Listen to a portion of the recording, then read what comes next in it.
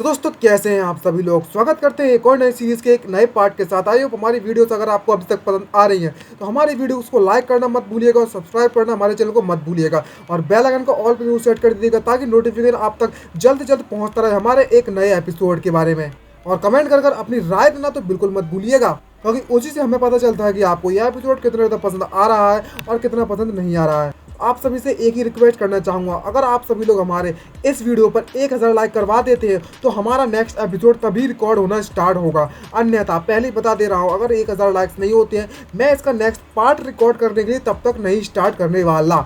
और ये चीज़ मैं आपको पहले ही बता देता हूँ ताकि आप बाद में ये ना पूछो भाई नेक्स्ट पार्ट कब आ रहा है। तो चलिए ज़्यादा टाइम वेस्ट नहीं करते हैं और स्टार्ट करते हैं इसके पहले पार्ट को और मिलकर एंजॉय करते हैं नई धमाकेदार सीरीज़ के। एपिसोड की स्टार्टिंग में हमें एक आसमान दिखाया जाता है। उस आसमान में एक जोरदार धमाका होता है जिसके कारण वहाँ के आसपास का जो एरिया होता है पूरा उस धमाके की एनर्जी से भर जाता है और उसी आसमान से हमें किसी को गिरते हुए दिखाया जाता है। और दूसरी तरफ हमें दिखाया जाता है कि उस आसमान में से कोई और नहीं बल्कि में एक सुंदर सी कन्या यानी कि एक लड़की आसमान में से गिरने में लगी हुई होती है और गिरते गिरते वह अपने आप से ही कहने में लगी हुई थी शिट, आखिरकार अंत में आकर भी मैं इसे अपनी बॉडीज को अपने साइकिल को अवेकन नहीं कर पाई। चाहे मैं इस दुनिया में कुछ भी कर लूँ, चाहे मुझे अपने आप को मारना ही क्यों ना पड़े, लेकिन फिर भी मैं अपने इस इमॉर्टल फिनिक्स साइको को बिल्कुल भी नहीं जगा पाई। और वह इस वक्त बहुत ज़्यादा उदास होती है और आसमान से नीचे की तरफ गिर रही है। और हमें तभी इस लड़की का नाम बताया जाता है। इस लड़की का नाम मू ह्यूनियांग है और बताती है कि बचपन से लेकर आप तक आज तक मेरा साइकिल ना जगने के कारण मुझे इतनी ज़्यादा ह्यूमिलेशन का सामना करना पड़ा है लोगों के द्वारा दी गई उस चीज़ का दर्द, उस चीज़ का डर, उस ऐसा लगता है जैसे कि मैं इस दुनिया से गायब होना चाहती हूँ। लेकिन तभी जब जैसे ही नीचे गिरने में लगी होती है उसे अचानक से होश आता है और वो ज़मीन पर धड़ाम से गिरती है, जिसके कारण ज़मीन पर एक जोरदार गड्ढा हो जाता है और वो कहने लगती नहीं, मैं इस तरीके से नहीं मर सकती। और उसी धमाके में से वो कन्या यानी कि वह लड़की उठने लगती है और उसकी हालत काफ़ी तक खराब हो गई होती है और उन्हीं जंगलों में वह गिर जाती है और दिखाया जाता है कि उसके मुंह से खून निकलने में लगा हुआ है और कहती है कि मैं अभी बिल्कुल भी नहीं मर सकती। और उसके पेट में भी काफ़ी तक चोट लगी हुई है और दिखाया जाता है कि वहाँ पर उसके पीछे से एकदम से बहुत बड़ा धमाका होता है और उसकी सारी की सारी एनर्जी रिलीज हो जाती है। वह अपने आप को अवेकन करने की कोशिश कर रही है लेकिन फिर भी वह अभी तक अवेकन नहीं हुई है और वो और भी ज़्यादा जीना चाहती है और फिर से कोशिश करना चाहती है और इसने अभी तक हार नहीं मानी है, भले ये फेल हो गई है इस बार। और वो इसी जंगल में उसी खून से लथपथ उस जंगल में पैदल पैदल चलना चालू कर देती है। रास्ते में जा ही रही होती है तभी सामने उसे एक छोटा सा घर दिखाई देता है जिसको देखकर वो सरप्राइज हो जाती है। उसको देखकर उसकी आंखें फटी की फटी रह जाती हैं और उसको देखकर कहने लगती है इसका मतलब ये हुआ कि इस जगह पर कोई इंसान रहता है। और जैसे ही उस घर के पास जाकर देखती है तो उस घर का जो मौसम होता है वो उस दुनिया से टोटल अलग होता है। और उसको देखने के बाद मन में सोचते कहने लगती है आखिरकार इस घने जंगल में जहाँ पर आसपास कोई भी नहीं रहता है तो अचानक से ये लकड़ी का बना हुआ घर कहाँ से आ गया। और जब उस घर के अंदर जाकर देखती है तो उसमें कुछ ऐसी चीजें होती हैं जिसको देखने के बाद उस लड़की की आंखें फटी की फटी रह जाती हैं और देखकर मन में कहने लगती है सास को देखकर तो ऐसा लगता है कि ये एक आम घर है, लेकिन अब मेरे पास कोई चारा नहीं बचा हुआ है। अगर मुझे अपनी जान बचानी है तो मुझे इससे मदद मांगनी ही पड़ेगी और शायद अगर मैं ऐसा करती तो मेरे पास चांसेस है जिंदा रहने के। और वो उस घर के अंदर जाना लगती है और स्टार्ट कर देती है। और जब वह अंदर जाकर देखती है तो वो किसी चीज को ऐसी चीज को देखती है और ऐसी चीज को महसूस करती है कि जिसके कारण उसकी आंखें फटी फटी रह जाती हैं और उसे कुछ ऐसी फीलिंग आ रही होती है जिसका उसको बिल्कुल भी विश्वास नहीं हो रहा होता। और वो हमें बताया जाता है कि उसके पेट में जो भी उसके हाथों पैरों में जहाँ पर भी उसको चोट लगी हुई होती है उसकी चोटें अचानक से खुद ब खुद ऑटोमेटिकली हील होने लगती हैं और इसको देखकर उसके पसीने छूट जाते हैं और घबराने लगती है और अपने आप से मन में सोचते हुए कहने लगती है जरा देखो तो जरा, जैसे ही मैं इस घर के अंदर घुसी तो मेरी सारी की सारी चोटें ठीक हो गई और मेरी सारी की सारी एनर्जी रिकवर होना चालू हो गई। आखिरकार ये सब क्या चलने में लगा हुआ है यहाँ पर।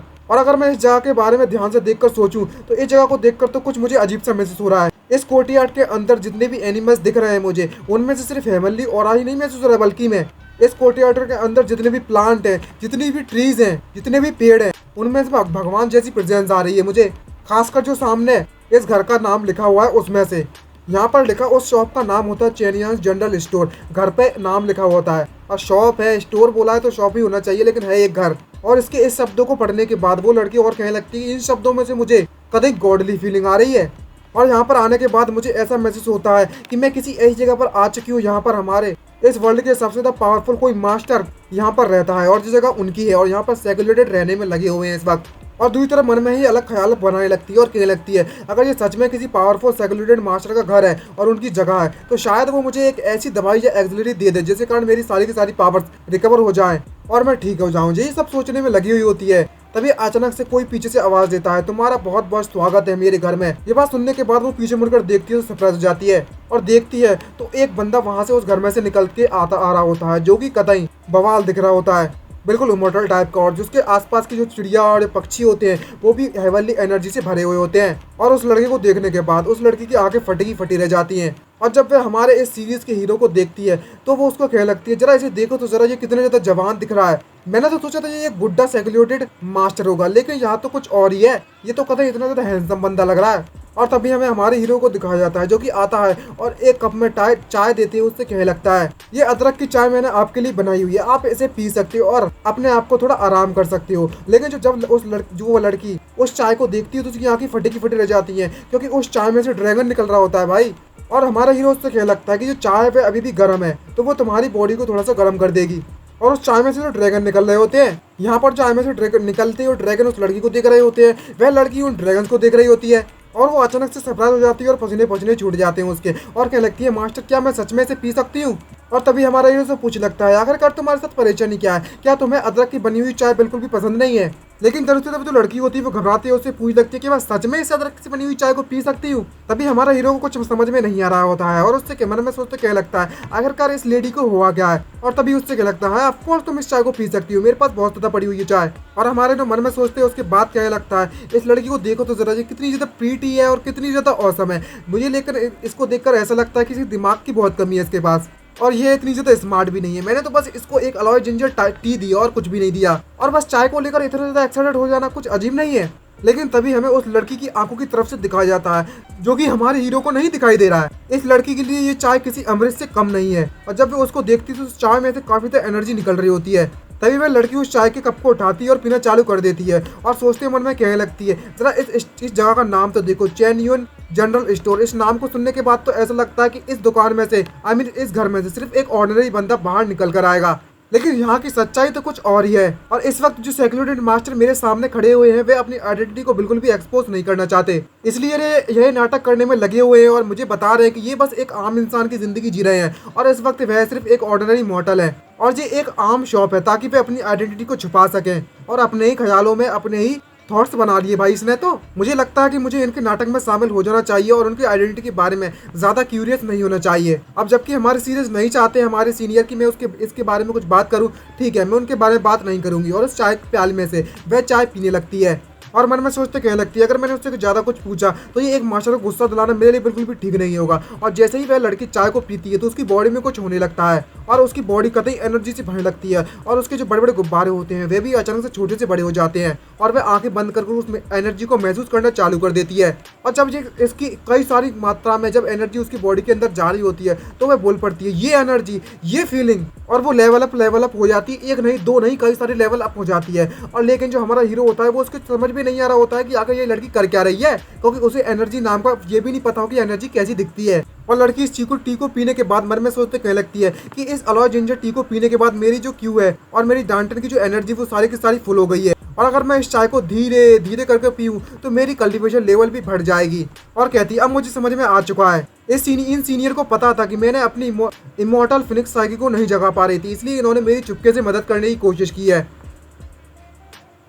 इन्होंने तो वाकई में मेरी सच में मदद कर दी है। और वो हमारे हीरो का शुक्रिया करती है, उससे कह लगती है आपका बहुत बहुत शुक्रिया बॉस, और काफी तक खुश हो जाती है अपने आप को लेवल अप करने के बाद। और हमारा जब इस लड़की का चेहरा देखता है तो वो उसके चेहरे को देखने के बाद मन में सोचते कहने लगता है, इसको देखकर ऐसा लगता है कि ये जो लड़की है वो नॉर्मल हो चुकी है पहले जैसी, और इसके आउटफिट देखकर तो ऐसा लगता है कि ये एक कल्टीवेटर है। और खैर मुझे इससे क्या, इस दुनिया के जो लोग हैं वह कल्टीवेटर्स हैं। और वो उस लेडी से कहने लगता है कि तुम काफी ज्यादा पोलाइट हो लेडी। और मन में सोचते कहने लगता है आखिरकार इस दुनिया के जो कल्टीवेटर्स लोग हैं वो मुझसे काफी ज्यादा पावरफुल है, तो मुझे इससे क्या, मैं तो एक ट्रांसमिटर हूँ जो कि एक दूसरी दुनिया से आया हुआ है और मैं इसका बिल्कुल भी कुछ नहीं कर सकता, यह मुझसे काफी ज्यादा पावरफुल है। पर हमारा हीरो इस दुनिया के बारे में बताता है और कहता है कि इस दुनिया में जो सबसे ज्यादा पावरफुल है उसी के पास सबसे ज्यादा पावर होती है, और वो इस दुनिया में लोगों के सबसे ज्यादा ऊपर भी होता है। और इस दुनिया के जो पावरफुल लोग हैं वो आसमानों की ऊंचाइयों तक उड़ सकते हैं, और किसी भी टाइगर को तो एक मुक्के में ही चीड़ फाड़ कर देंगे उसका, इतने ज्यादा पावरफुल है इस दुनिया के लोग। अगर इस दुनिया के लोग कल्टीवेटर जो है, और वो पहाड़ों को भी चूर चूर कर सकते हैं सिर्फ अपने एक ही अटैक से। लेकिन मैं जियान चैन एक ट्रांसमिग्रेटर है जो कि दूसरी दुनिया से आया हुआ है, और हमें पता चलता है हमारे हीरो के बारे में। इसका नाम जियान चैन है, जो कि एक दूसरी दुनिया से आया है, यानी कि अपनी दुनिया से, अर्थ से। और बताता है कि 3 साल पहले की बात है, जब मैं एक अनजान इमोर्टल वर्ल्ड में आ गया था अचानक से। और जब मैं पहली बार इस दुनिया में आया था तो मुझ में बहुत ज़्यादा प्राइड था और यह सोचकर काफ़ी ज़्यादा खुश था कि मैं उन स्टोरीज के हीरोज़ की तरह बन सकता हूँ। मेरी स्टोरी उन्हीं हीरोज़ की तरह बन सकती है, जो कि दूसरी दुनिया में आने के बाद काफ़ी ज़्यादा पावरफुल बन जाते हैं, जिन कहानियों को मैंने बचपन में पढ़ा था उनमें से। और जल्दी मुझे ये बात पता चला और रियलिटी ने मुझे इतना ज़्यादा हार्ड तरीके से हिट किया था कि मैं आपको बता भी नहीं सकता। और जब मेरी कल्टीवेशन का टेस्ट किया गया कि मैं कल्टीवेट कर सकता हूँ या नहीं कर सकता, तब मुझे पता चला कि मैं कल्टीवेट करने के लिए एक नंबर से यूजलेस हूँ और मेरे पास किसी भी प्रकार का कोई भी टैलेंट नहीं है कल्टीवेट करने के लिए। इसका मतलब ये हुआ कि मेरी किस्मत में लिखा ही हुआ है कि मैं एक आम इंसान बनकर जिंदगी को जीने वाला हूँ। और जब यह बात मुझे पता चली तो मैंने सारी की सारा मोह माया त्याग दी और एक ऐसी जगह चुनी जहाँ पर मैं अपनी आम जिंदगी को आम तरीके से जी सकूं। और तभी अचानक से एक दिन मुझे कुछ ऐसा पता चला जिसको देखकर मैं कहीं बहुत ज्यादा सरप्राइज था, क्योंकि जो स्किल्स मैंने पुरानी अपनी फर्स्ट लाइफ में पाई थी, अर्थ पर जो भी स्किल्स मैंने पाई थी वो सारी की सारी मैक्स्ड आउट हो चुकी थी। जहाँ पर मेरी chess, swordsmanship, calligraphy, music theory, चाय बनाना और कोई भी चीज़ डिज़ाइन करना, यहाँ तक कि टी सेरेमनी होती है उनके यहाँ, वो भी उस चीज़ में सब कुछ में मैक्स लेवल हो चुका था इसका। और बताता है मन में सोचते हो कि मुझे लगता है कि मैं एक मैजिकल बीइंग की तरह इस दुनिया में आया हुआ हूँ। जैसा कि दुनिया में कहा जाता है कि जितनी ज़्यादा तुम्हारे पास स्किल्स होंगी उतना ही ज़्यादा तुम्हें परेशानियों का सामना करना पड़ेगा। उतनी ही कम परेशानियों को तुम्हें सामना करना पड़ेगा। और इन्हीं स्किल्स पर मैं आज तक जिंदा रह रहा हूँ और इसलिए मैंने इन स्किल्स के भरोसे अपनी एक जनरल स्टोर खोल ली है, जहाँ पर मैं गलियों में इन्हीं स्किल्स का इस्तेमाल कर अपना गुजारा चलाता हूँ। और वह एक स्ट्रीट यानी कि एक गली में बैठकर अपना सामान बेचने में लगा हुआ होता है। और मन में सोचते क्या लगता है कि मुझे यहाँ पर आधे महीने के लिए अपनी शॉप को नहीं खोलना चाहिए था, लेकिन जरा देखो तो जरा, इतनी ज़्यादा समय से मेरी बिल्कुल भी इनकम नहीं हुई थी, लेकिन आज मेरी किस्मत इतनी ज़्यादा चमक गई है कि मेरी जो बिजनेस अपॉर्चुनिटी है वो मेरे पास आ चुकी है, तो मैं इसको बिल्कुल भी मिस नहीं कर सकता। और ये बिजनेस अपॉर्चुनिटी कोई और नहीं है बल्कि मैं यह लड़की है। तभी मू यूनिहांग उसके जब अपने सीनियर के जियान चैन के चेहरे को देखती है तो वो कहने लगती है आखिरकार ये सीनियर कुछ भी कह क्यों नहीं रहे। और जैसे ही वो उसके पीछे कुछ देखती है तो वो कतई सरप्राइज हो जाती है और देखती है कि पीछे के अंडे में से एक चिकन निकल रहा होता है। और उसको देखते हुए वो उसको देखकर कहने लगती है जरा इसके पिक्चर को देखो तो जरा, जो कि सीनियर्स के पीछे खड़ा हुआ है, रखा हुआ है। और हमें पता चलता है कि ये एक असली चिकन नहीं है बल्कि मैं हमारे हीरो जियान चैन के द्वारा बनाई गई एक आर्ट है। जियान चैन की नजरों से बस ये एक आर्ट है और कुछ नहीं, लेकिन यूनहुआंग की नजरों से ये किसी खजाने से कम नहीं है। जैसे ही वो उसको देखती है तो उसे एक बहुत ज्यादा एनर्जी महसूस होती है और कहने लगती है अगर मैं इस बात को लेकर गलत नहीं हूँ तो ये एक हैचिंग फिनिक्स स्कल्पचर है, यानी कि एक ऐसी कला, एक ऐसी डॉल जिसमें फिनिक्स अंडे से बाहर निकल रही है। और इसको महसूस करते हुए दिखाया जाता है कि जो यूनिहांग उगती है उसके अंदर की आग जाग उठती है और वो चारों तरफ से जलना चालू हो जाती है, क्योंकि इसकी फिनिक्स इमोर्टल फिनिक्स साइक्यू है, वो फायर की एबिलिटी है इसके पास। इसलिए तभी उसकी बॉडी में उसे कुछ अजीब से महसूस होने लगता है और उससे क्या लगता है आखिरकार मेरी बॉडी के साथ क्या चलने में लगा हुआ है। मेरी बॉडी के अंदर जो फिनिक्स इमोर्टल फिनिक्स साइक्यू है उसके साथ और उसके मॉडर्न्स के साथ कुछ होने में लगा हुआ है। और इतनी ज्यादा तरीके से उनमें एनर्जी क्यों भर रही है और अजीब सी आवाज निकालने लगती है। तभी जियान चैन उससे पूछ लगता है हे मिस क्या हुआ, आप इस तरह की आवाजें क्यों निकाल रही हो। जिसको देखती हो जब वो होश में आती है तो उसका चेहरा टमाटर से लाल पड़ जाता है यूनहुआंग का, क्योंकि वो शर्म के मारे पगला जाती है। और मन में सोचते कह लगती कि मेरी मर्देंस की जो पावर वो अचानक से बढ़ गई, जिसके कारण मैंने अपने आप पर कंट्रोल खो दिया। अगर इन सीनियर से मुझे सही समय पर नहीं रोका होता तो मैं अपनी बॉडी की इस एनर्जी को बिल्कुल भी हैंडल नहीं कर पाती। मेरे सीनियर ने मुझे मेरी जान फिर से बचा ली है। और वो जियान चैन का शुक्रिया कहती है, लेकिन जियान चैन को कुछ भी समझ में नहीं आ रहा होता कि आखिर ये कर क्या रही है और शुक्रिया क्यों कह रही है। क्या इसने इतना ज्यादा कल्टीवेट कर लिया है कि इसके दिमाग खराब हो चुका है। और तभी जो यूनहुआंग है वो जियान चैन से पूछ लगती है हे बॉस, मुझे ये बताइए कि आपको ये स्कल्पचर कहाँ से मिला। और जियान चैन जब पीछे मुड़कर देखता है और उससे कहने लगता है अच्छा ये चीज, और उस स्कल्पचर को उठा के और उससे कहने लगता है कि 2 दिन पहले मैं काफी ज्यादा बोर होने में लगा था, इसलिए मैंने ये चीज हाथों से बना दी। और जब यह बात इसको पता चलती है तो उसके अंदर से एकदम से भाई साहब ये सोचने के बाद इसका दिमाग हिल जाता है उस लौंडिया का और कहने लगती है भगवान, क्या सच में बस ऐसे ही मन से इसने ये चीज बना ली है। और उसके पसीने छूट जाते हैं और जब उस स्कल्पचर को देखती है तो कहने लगती है कि जो स्कल्पचर है उसमें फिनिक्स इंटेंट भरा हुआ है। और कहती है अगर ये स्कल्पचर को मैं अपने साथ ले जाती हूँ तो आधे महीने के अंदर अंदर मेरी इमोर्टल फिनिक्स साइक्यू है वो ऑटोमेटिक जाग जाएगी। और मुझे ये लगा था कि जो मेरे सीनियर्स हैं उन्होंने ये चीज़ किसी एंशियंट रियून से ढूंढी होगी या फिर उन्हें मिली होगी। और इस बार को तो मैंने कभी सोचा ही नहीं था कि इन्होंने सिर्फ इस चीज़ को तब बनाया था जब ये बहुत ज़्यादा बोर महसूस कर रहे थे। तभी जियांग चैन उस यूनहुआंग से पूछ लगता है हे मिस, क्या आपको ये चीज़ बहुत ज़्यादा पसंद आ गई है। अगर यहाँ पर कुछ सिल्वर का इस्तेमाल कर सकती है, सिल्वर एक करेंसी का नाम है, अगर आप यहाँ पर पैसों का इस्तेमाल कर सकती है तो मैं आपको ये दे सकता हूँ। ये बात सुनने के बाद यून युआंग कभी सरप्राइज हो जाती है और पसीना पसीना होने लगती है और मन में सोचते घर वाले क्या लगती है, क्या ये चीज़ आप मुझे सेल करना चाहते हैं सिर्फ कुछ पैसों के लिए? क्या ये क्यों वह करेंसी नहीं है जो कि आम लोग इस्तेमाल करते हैं? और वह ये बात सुनने के बाद उससे पूछ लगती है जियांग चेन से, ये सीनियर आपके कहने का मतलब ये है कि मैं इस चीज को कुछ सिल्वर कॉइन से खरीद सकती हूँ? तभी जियांग चेन उससे कह लगता है, तुमने बिल्कुल सही सोचा। लेकिन जियांग चेन को समझ में नहीं आ रहा होता है, इसे तो पता ही नहीं है कि यहाँ पर क्या चल रहा है और इसके दिमाग में तो कुछ और ही चल रहा होता है और वो मन में सोचते क्या लगता है, ये तो नॉर्मल सी बात है कि अगर तुम कुछ चीज खरीदना चाहते हो तो सीधी सी बात है पैसे खर्च तो करने पड़ेंगे। क्या ऐसा हो सकता है कि ये जो लेडी मेरे सामने खड़ी हुई है वो एक नंबर की गरीब है और उसके पास बिल्कुल भी पैसे नहीं है और बिना पैसों के इस चीज को हासिल करना चाहती है? और मन में सोचते कह लगता है कि मैं नेक्स्ट टाइम जरूर इसके पे कर दूंगी, मतलब उधारी का माल। दूसरी तरफ हमें यान हुआंग को दिखाया जाता है जो कि कह रही होती है, मुझे अब चीज समझ में आ गई, जो सीनियर मेरे सामने ये सब करने में लगे हुए हैं ये मेरे लिए एक टेस्ट है, कम नहीं है, ये मेरा टेस्ट ले रहे हैं। अब जबकि मेरे पास किसी भी प्रकार की कोई भी मनी नहीं है इस वक्त, तो कैसा रहेगा अगर मैं अपने इस ब्रेसलेट का इस्तेमाल करूं इसके बदले में? तय और तभी वो अपने जो हाथों में अपना ब्रेसलेट पहनी हुई होती है उसको उतारना चालू कर देती है और मन में सोचते कह लगती है कि जो जेड ब्रेसलेट है वो मुझे पता है कि इतना ज़्यादा पावरफुल ट्रेजर नहीं है, लेकिन ये जो ट्रेजर है वो मेरी मरी हुई मॉम के द्वारा दिया गया था और ये चीज़ मेरे लिए बहुत ज़्यादा इंपॉर्टेंट है, जबकि मेरे पास सिर्फ मेरी फैमिली में मेरी सिस्टर ही जिंदा है। और जब ये चीज़ यानी कि ये ट्रेजर मैं सीनियर्स को दे रही हूँ, इसका मतलब ये हुआ कि मैं सीनियर को अपने पेरेंट की तरह मान रही हूँ। भाई अगर हमारे को कोई ऐसी लड़की कोई ऐसी चीज़ हमें दे रही होती हम तो बिल्कुल ना मांगते भाई ऐसे पेरेंट और ना ही चिल्ड्रन, समझ रहा था इस लौंडे। हमारे व्यूअर्स कहते हैं टर्की लौंडे टर्की। और यान युआंग उस सीनियर से पूछने लगती है जियांग चेन से, सर मेरे पास ज़्यादा पैसे मतलब मेरे पास पैसे इस वक्त मौजूद नहीं है, तो मैं पैसों के बदले में क्या इस जेड का इस्तेमाल कर सकती हूँ? और जिसको देखते हो जियांग चेन मन में सोचते कहने लगता है कि इस तरीके के जेड ब्रेसलेट को मैं बहुत सारे बना सकता हूँ दिन के अंदर। और जरा इसके ब्रेसलेट को देखो तो जरा ये काफ़ी ज़्यादा प्रीसियस लग रहा है देखने में। और उससे क्या लगता है कि तुम्हारे ब्रेसलेट को एक ही नज़र में देखकर पता चलता है कि ये काफ़ी ज़्यादा कीमती है और ये तुम्हारे लिए बिल्कुल भी फ़ायदेमंद नहीं रहेगा कि तुम एक छोटे से पुतले के लिए इस गुड़िया के लिए अपनी इतनी ज़्यादा प्रीसियस चीज़ मुझे दे रही हो। और जिसको सुनने के बाद जो यून युआंग होती है वो मन में सोचते कह लगती है, क्या इन्होंने मेरी रिक्वेस्ट को रिजेक्ट कर दिया? जिस चीज़ का मुझे डर था वही हो गया, तो वाकई में यह एक टेस्ट था। लेकिन तभी उसकी आंखें कितनी चमक से बढ़ जाती हैं, लेकिन जियांग चेन से कुछ भी समझ में नहीं आ रहा होता है। तभी यून युआंग उससे कह लगती है कि अगर तुम मेरे ब्रेसलेट जेड ब्रेसलेट से इसको बदल लेती हो तो इसकी जो प्राइस है वो कम से कम 20,000 गोल्ड कॉइन हो जाएगी। जिसको सुनने के बाद भाई साहब हमारा जो लालची जियांग चेन है जो कि हमारी दुनिया से आया हुआ है उसे पता है पैसों की कीमत, कि दुनिया में जिंदा रहना है तो पैसा पैसा कहना है, और वो कहा भाई पैसों के ख्यालों में खो जाता है सुनने के बाद और वापस से अपने आप को होश में लाता है। और जो यून युआंग होती है वो उसे अपनी प्यारी प्यारी क्यूट सी नज़रों से उसे देखने में लगी हुई होती है और भाई कितनी औसम है भाई, कितना चेहरा बना रही है क्यूट सा। और जियांग चेन भी देखने लगता है उसकी तरफ और स्माइल मारते है वो स्केप्चर उसे दे देता है और इसको लेने के बाद वो लड़की भी काफ़ी ज़्यादा खुश हो जाती है। और जियांग चेन उससे क्या लगता है, मिस आपकी वाकई में बाकी काफ़ी ज़्यादा तेज नजर है। और वो स्केप्चर लेते हुए मन में सोचते कहने लगती है यान युआंग, आखिरकार सीनियर का टेस्ट मैंने पास कर ही लिया, और उसको शुक्रिया कह देती है। तभी जियांग चेन उससे कह लगता है कि तुम्हें मेरा शुक्रिया कहने की बिल्कुल भी जरूरत नहीं है, ये आखिरकार हमारे बीच की किस्मत जो थी। और तभी जो यून युआंग होती है वो जियांग चेन से पूछने लगती है, सीनियर क्या मेरे को ऐसा मौका मिलेगा फ्यूचर में आपसे मिलने के लिए? ये बात सुनने के बाद जियांग चेन सरप्राइज हो जाता है। तभी जियांग चेन उससे कह लगता है, ऑफकोर्स मैं तुमसे ज़रूर मिलूंगा, मैं यहीं पर तुम्हारा इंतजार करूंगा, तुम जब चाहो मेरे इस छोटे से आशियाने में आ सकती हो।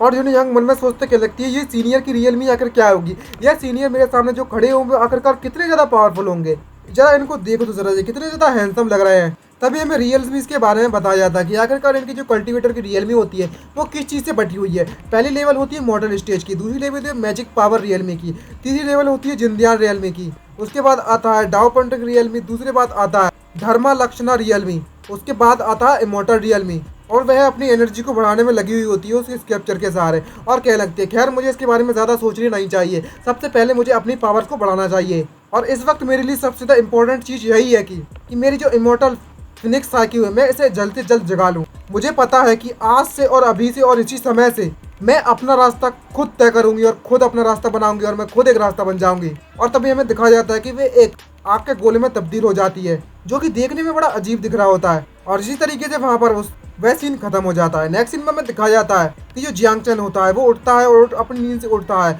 और अंगड़ाइयाँ लेना चालू कर देता है। और अंगड़ाइयाँ ले तो कहने लगता है कि अब समय आ चुका है कि मैं इस गाँव के गलियों में अपनी फिर से एक नई स्टॉल खोल लूँ। और वह गाँव की गली में पहुँच जाता है अपने स्केप्चर को लेकर और मन में सोचते हुए जाते हुए कहने में लगा हुआ था, मैं उम्मीद करता हूँ कि आज भी मैं कुछ पैसे कमा लूँ। काफ़ी समय हो चुका है जब से मैंने मीट खाया है और तभी में उस टाउन की हिस्ट्री के बारे में बताया जाता है कि ये युवा टाउन है और कहा जाता है कि 100 सालों पहले यहाँ पर जो लोग रहा करते थे वे युवा हॉली लैंड के फॉलोअर्स थे। और लेकिन बदकिस्मती थे, जिस तरीके से यहाँ पर समय गुजरता गया सारी की सारी जो जगह है यहाँ पर जो वहाँ पर मोटर्स ने यहाँ रहना चालू कर दिया और यहाँ पर हजारों 10,000 लोगों के परमानेंट रेजिडेंट बन गए उसके बाद। और यहाँ पर हमें मार्केट में दिखाया जाता है जहाँ पर लोग एक कोई ना कोई चीज़ खरीदने में लगे हुए होते हैं तो कुछ लोग कोई ना कोई चीज़ बेचने में लगे हुए होते हैं। और वहीं पर जांग चेन भी अपनी शॉप खोलने के लिए वहाँ पर आ गया सीटी मारते हुए। तभी एक बंदा उससे क्या लगता है, शॉपकीपर जांग काफ़ी समय हो चुका है आपसे मिले हुए। और सभी लोग इसको देखकर ऐसा लगता है कि यहाँ पर जितने भी लोग हैं, जितने भी शॉपकीपर्स हैं और जितने भी यहाँ पर खरीदने वाले लोग हैं, वह सभी के लोग जियान को जानते हैं। और वह कहने लगते हैं, शॉपकीपर जियान तुम वाकई में बहुत ज़्यादा अच्छे बंदे हो, आपकी जो मेडिकल स्किल्स है वो भी एकदम टॉप नॉच की है। अगर ये आपके लिए नहीं होता तो मेरी जो डॉटर थी वो अभी जिंदा नहीं होती। तभी एक बंदा आता है और उसे पूछ लगता है कि आपसे मिले हुए काफ़ी तो समय हो चुका है कि कैसा लगा कि आप मेरे साथ कुछ लंच कर लिया है। और उस तरीके से सब लोग उसकी तारीफ करने में लगे हुए होते हैं। और तभी जियानचन हमें बताता है कि यहाँ पर मिस्टर ली और इसकी डॉटर ही नहीं है बल्कि मैं इस छोटी सी गली में जितने भी लोग हैं वह सभी लोग जियानचन से ट्रीटमेंट के लिए पूछने आते हैं जब भी वह लोग बीमार पड़ते हैं तब। और तो और ये अपने खाली समय पर गरीबों की मदद भी करता है। और युवा टाउन में जितने भी मॉडल्स हैं उनके बीच में काफ़ी तब मशहूर भी है। और दूसरी तरफ हमें किसी को दिखाया जाता है, एक लड़के को जिसका नाम जी जुआन होता है, जो कि उस मार्केट में घूमने में लगा हुआ होता है। और तभी उसका जो चेला होता है, इसका बटलर वगैरह कह सकते हो उसका, वो उससे कहने लगता है उसका सर्वेंट कि हमारा जो इस मैजेस्टी है उसका बर्थडे आने वाला है उनका। तभी जो प्रिंस होता है वो कहने लगता है मुझे पता है इसके बारे में। और जी जुआन उससे कहने लगता है कि मुझे ही पता है कि मेरे फादर के बर्थडे पर मुझे उनके लिए एक बहुत बड़ा तोहफा तैयार करना है ताकि मैं अपने बड़े ब्रदर से बिल्कुल भी पीछे ना रहूं। तो मुझे कुछ ऐसी चीज़ चाहिए जिससे मैं आगे निकल सकूं। लेकिन मैंने आखिरकार तुमसे कितनी बार कहा है कि मुझे बाहर जाकर योर हाइनेसेस मत बुलाया करो, बल्कि मुझे यंग मास्टर कहा करो। समझ में आया तुम्हें? तभी वो सर्वेंट उससे कह लगता है हाँ समझ गया योर हाइनेसेस। भाई साहब ये वहीं पर लड़ना चालू कर देते इस बात को लेकर।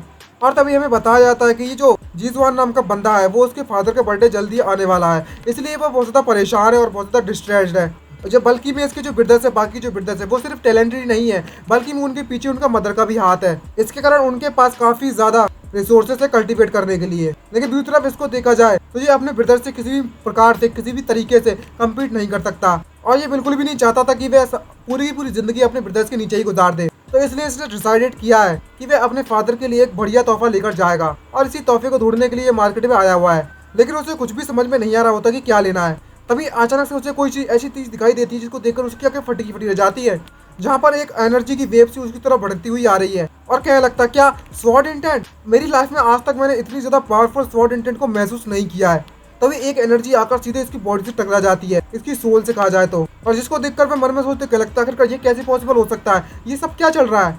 और वो वहीं सन्नाटे से खड़ा हो जाता है। तभी उसका सर्वेंट होता है वो उससे पूछ लगता है यंग मास्टर क्या हुआ, आप ठीक हैं? और तभी जो यंग मास्टर होता है जी जुआन, वो मन में सोचते कहने लगता है कि मेरे पास कोई पावरफुल या फिर पीयरलेस स्वॉर्डमैन मौजूद है इस वक्त। और तभी वह सामने देखता है तो वहाँ सामने उसे जियानचेन दिखाई देता है। और इसको देखते हो कहने लगता है कि इसको देखकर ऐसा लगता है बाहर से कि ये एक आम बंदा है और इसके आसपास किसी भी प्रकार का कोई भी ऑरा मौजूद नहीं है। तो यह बंदा बिल्कुल भी नहीं हो सकता जो मैं सोच रहा हूँ। लेकिन इसके पीछे जो राइटिंग लिखी हुई है और जब मैं उस राइटिंग को पढ़ता है तो वहाँ में कई सारी स्वॉर्ड आ जाती हैं और उसमें से एनर्जी निकल रही होती है। इसको देखकर उसके पसीने पसीने छूट जाते हैं और कहने लगता है यह जो राइटिंग है वही उसमें जो स्वॉर्ड इंटेंट आने लगाया है। मैं इस बात को लेकर पक्का श्योर हूँ। और उस पेंटिंग को घूरना चालू कर देता है, उस राइटिंग को। तभी जियांगचेन उसको नोटिस कर लेता है और सरप्राइज हो जाता है और मन में सोचते उसको देखकर कहने लगता है आखिरकार ये आ गया मेरा बिजनेस, अब यहाँ पर कुछ पैसे कमा सकता हूँ। और जियांगचेन मन में सोचते उसको देखकर कहने लगता है आखिरकार इस आम इंसान को देखो तो जरा, आखिरकार इस मोटर का परेशानी क्या है, ये मुझे इस तरीके से क्यों घूरने में लगा हुआ है। तभी दूसरी तरफ उसका जो सर्वेंट होता है वो उसकी कॉलर पकड़कर यंग मास्टर को मतलब जी जुआन को पीछे खींच लेता है। इसको देखकर जी जुआन भड़क पड़ता है और उससे क्या लगता है आखिरकार तुम क्या कर रहे हो मेरे साथ। तभी जो उसका सर्वेंट होता है वो उससे क्या लगता है थोड़ा साफ आप शांत हो जाइए। और उससे क्या लगता है जो बंदा आपके सामने बैठा हुआ है जो कि एक मॉडल की तरह दिखने में लगा हुआ है वो शायद कोई पीयरलेस पावर हाउस हो सकता है, मतलब पावरफुल इमॉर्टल या फिर मास्टर। ये बात सुनने के बाद जो जी जुआन होता है मन में सोचते क्या लगता है कि मैंने इसके बारे में तो कभी ध्यान ही नहीं दिया। ये शायद लेजेंड्स में जैसा कहा जाता है बिल्कुल वैसा ही होगा, जो कि पावरफुल बनने के बाद सिंपलिसिटी में कन्वर्ट हो जाते हैं लोग और एक आम जिंदगी जीने की प्रैक्टिस भी करते हैं। साथ ये भी जो मास्टर बैठे हुए हैं वे भी एक आम जिंदगी का मजे ले रहे हैं। भाई इसके जो कैरेक्टर है वो अपने आप ही का दिमाग में खिचड़ी पका लेते हैं वे। और वो अपने सर्वेंट की तारीफ करते हुए इसको पिंच कर देता है और उससे क्या लगता है मैं तुमको लाकर तुमको यहाँ पर लाकर काफी ज्यादा अच्छा काम किया है मैंने। तभी उसका सर्वेंट उससे क्या लगता है यही तो एक असली सबॉर्डिनेट को करना चाहिए अपने मास्टर के लिए। तभी जो जीजवान होता है वो जियांग चैन से कह लगता है बॉस। तभी जियांग चैन हंसते हुए स्माइल मारता है और उससे कह लगता है तुम्हारा बहुत बहुत शुक्रिया हमारी इस दुकान पर। और मन में सोचते कह लगता है आखिरकार यहाँ पर एक अमीर बंदा आ ही गया है, चाहे कुछ भी हो जाए मुझे इसे अच्छी से ट्रीट करना है ताकि मैं खूब सारे पैसे बना सकूं और इतने ज़्यादा चाबी होने की जरूरत नहीं है। और कहने लगता है कि तुम्हें जो भी सामान चाहिए आप देख सकते हो। जिसको देखते हुए जो जीजवान होता है वो मन में सोचते कहने लगता है और घबराते उसके पसीने छूट रहे होते हैं और कहने लगता है अगर तुम इतने ज़्यादा प्रीसियस और इतने ज़्यादा इंपॉर्टेंट ट्रेजर को दुकान पर इस तरीके से लगा कर रखे रहोगे तो यहाँ पर जितने भी लोग हैं इस दुनिया में वो इस सामान को चुराने के लिए तुम्हारे पीछे पड़ जाएंगे। और तभी जीजवान उस राइटिंग के बारे में उससे पूछने लगता है और क्या लगता है आखिरकार तुम्हें यह चीज़ कैसे प्राप्त हुई। तभी जीजवान उस मतलब जियांग चैन उससे क्या लगता है ये राइटिंग तो मैंने खुद लिखी है। ये सुनने के बाद तो भाई इसका कभी शौक के मारे क्या ही एक्सप्रेशन होती है, इसको देखने के बाद मेरी हंसी छूट जाती है और क्या लगता है ये तो वाकई में बहुत ज्यादा डरावना है भाई। तभी जियांग चैन उससे पूछ लगता है क्या तुम इस पेंटिंग को लेना चाहोगे। तभी जीजवान उससे क्या लगता है हाँ बेशक। और जियांग चैन उस पेंटिंग को उसके हवाले कर देता है। जैसे ही उस पेंटिंग को वह खोलकर देखता है तो उसकी आंखें फटी की फटी रह जाती है और उस पर पसीना पसीना धर रहा होता है। और जिसको देखने के बाद जब वो आगे खोलकर सामने देखता है तो उसकी बॉडी में और भी दो पसीने लगते हैं और वो कँपने लगता है क्योंकि जो जियांग चैन होता है वो बस उसको घूरने में लगा हुआ है। और वो उससे क्या लगता है पैसा भाई तुम्हें पैसा देना होगा, पैसा फ्री में तुम्हें यहाँ पर कुछ भी नहीं मिलने वाला। अगर तुमने कोई चीज खरीदी है तो तुम्हें उसके बदले में पैसे तो देना पड़ेगा, तुम्हें पता होगा ना ये एक फेयर ट्रेड है। इस तरह की बात सुनने के बाद वो कतई शौक हो जाता है और जीजीओ कुछ भी समझ में नहीं आ रहा होता है और वो घबराते हुए उससे क्या लगता है बॉस मैं तो पैसे बिल्कुल भी नहीं लेकर आया। और जीजीओ ये देखकर घबराने लगता है और उससे बताता है कि मैं मास्टर सच में बोल रहा हूँ कि मैं किसी प्रकार के कोई भी पैसे यहाँ पर नहीं लेकर आया हुआ हूँ। और उसका सर्वेंट भी ये सुनने के बाद सरप्राइज हो जाता है और जब ये बात जियांग सिंह को पता चलती है तो वो उसे घूरना चालू कर देता है अपनी बुरी नज़रों से और वहाँ की सिचुएशन वाकई में बहुत ज़्यादा ऑकवर्ड बन जाती है। और उसकी तरफ देखता है जीजवान की तरफ और मन में सोचते कहने लगता है जरा तुम्हें देखो तो जरा तुम कितनी ज़्यादा वेल ड्रेस्ड पहने हुए, कितनी ज़्यादा अच्छे कपड़े पहने हुए, लेकिन खुद को देखा तुम्हारे पास बिल्कुल भी पैसे नहीं है। ये बंदा बिल्कुल उस मिस मू जुनहुआंग की तरह है। ये सभी के सभी बस पासरवाए हैं जो गुजरने में लगे हुए हैं और वो वहीं पर रोना चालू कर देता है और आंसू निकल रहे होते भाई देखो तो जरा कितने आंसू निकल रहे हैं। तभी उसका सर्वेंट उससे कहने लगता है यंग मास्टर क्या आपको इसके बारे में चिंता करने की जरूरत नहीं है, क्या आप ये बात भूल गए कि आपके पास अभी भी वह चीज मौजूद है। ये बात सुनने के बाद उस यंग मास्टर को जाने की जीजवान को होश आता है और वो कहने लगता है हाँ मुझे याद आ गया, मेरे पास अभी भी वह चीज मौजूद है। तभी वो अपनी सबसे द रेडियंट यार स्वॉर्ड कोर की स्वॉर्ड को निकाल लेता है और बताया जाता है कि जो स्वॉर्ड कोर है वो कोई रियल स्वॉर्ड नहीं है बल्कि मैं ये एक कंडेंस्ड निटल स्वॉर्ड है क्योंकि इस स्वॉर्ड के अंदर इंटेंट फंसा हुआ है, इसलिए हमें स्वॉर्ड कोर कहा जाता है। और जो जीजवान है उसे जय स्वॉर्ड कोर तब मिली थी जब वह रिस्ट्रिक्टेड ग्राउंड में एंटर किया था और इसे पाने के लिए अपने उसने जान पर खेलकर उसे हासिल करना पड़ा और इसको देते हुए वह काफ़ी ज़्यादा पसीना पसीना हो रहा होता है और वह कहने लगता है ये चीज़ मेरे लिए काफ़ी ज़्यादा प्रीसियस है, बहुत ज़्यादा इंपॉर्टेंट है, लेकिन मैं इस चीज़ को पेंटिंग के बदले में एक्सचेंज करना चाहता हूँ, क्या ये आपके लिए काफ़ी होगा। और जीजीवान मतलब जियांग चैन उस चीज़ को देखकर थोड़ा बहुत सोचने लगता है और उससे क्या लगता है अच्छा ठीक है मैं इस चीज़ का इस्तेमाल कर लूँगा एक्सचेंज के लिए। और उसको देखकर कहने लगता है आखिरकार मैंने एक और आइटम को ट्रेड कर लिया है फिर से। तभी जीजवान उसका बहुत बहुत शुक्रिया करता है, आपका बहुत बहुत शुक्रिया शॉपकीपर जो आपने मुझे यह पेंटिंग दे दी है। और मन में सोचते हैं जीजवान कह लगता है कि मेरे तो इस बारे में बिल्कुल सोचा भी नहीं था कि जो यहाँ के जो मास्टर है उन्होंने मुझे अपनी पेंटिंग यानी कि राइटिंग ऐसे ही दे दी और सच में दे दी यार।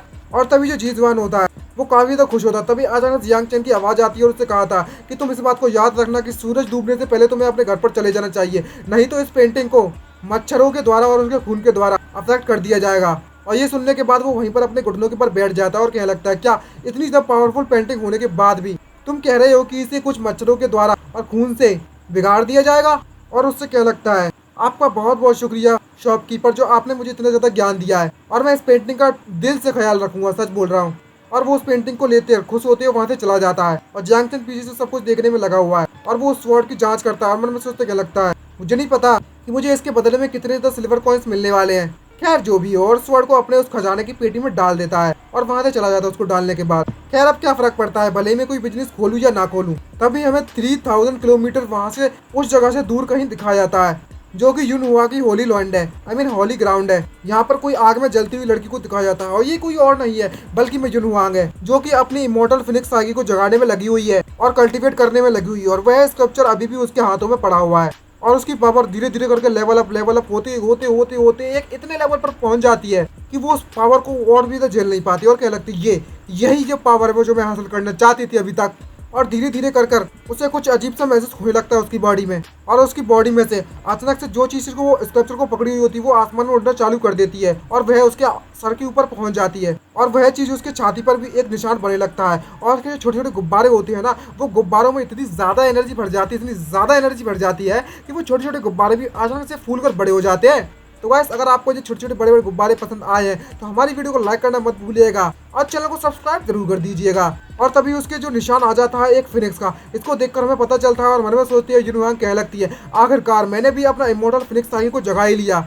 और वो खुश होने लगती है और उसकी आंखों से आंसू आने लगते हैं, क्योंकि बचपन से लेकर आज तक वे अपने इस फिनिक्स साइको को बिल्कुल भी नहीं जगा पा रही थी, जिसके कारण इसे कई सारे ह्यूमिलिएशन का सामना करना पड़ा था अपनी पूरी जिंदगी भर। लेकिन अब समय आ चुका है कि अपनी इस पावर को पूरी की दुनिया को दिखाया जाए। तभी अचानक से वो जाग ही पा रही होती है, तभी अचानक से किसी चीज़ की आवाज़ आती है और जिसको देखकर वो सरप्राइज हो जाती है और पीछे मुड़कर देखती है और कह लगती है, कौन है वहाँ पर। और मन में सोचते कहने लगती है कि मैंने आखिरकार अपने इमोर्टल फिनिक्स साही को जगा ही लिया है। तो आखिरकार किसकी इतनी हिम्मत हो गई है कि मुझे मेरे कल्टीवेशन के दौरान डिस्टर्ब कर रहा है।